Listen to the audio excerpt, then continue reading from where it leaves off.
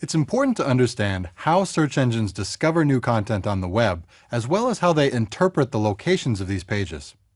One way that search engines identify new content is by following links.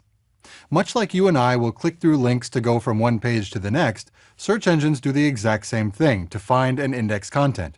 Only they click on every link they can find. If you want to make sure that search engines pick up your new content, an easy thing to do is just make sure you have links pointing to it.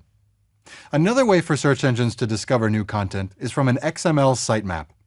An XML sitemap is really just a listing of your page's content in a special format that search engines can easily read through.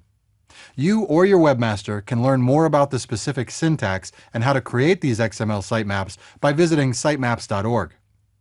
Once you've generated your sitemaps, you can submit them directly to the search engines, and this gives you one more way to let them know when you add or change things on your site.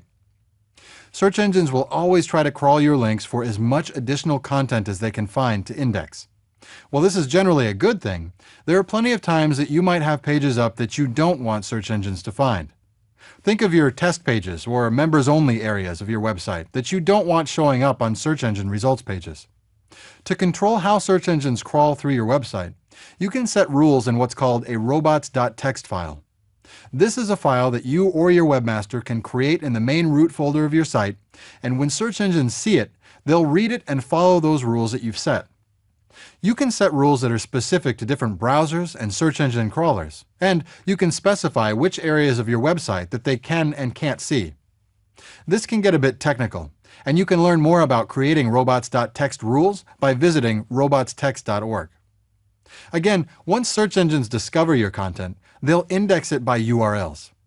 URLs are basically the locations of web pages on the internet.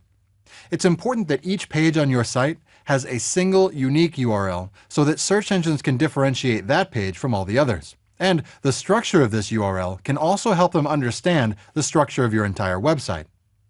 There are lots of ways that search engines can find your pages.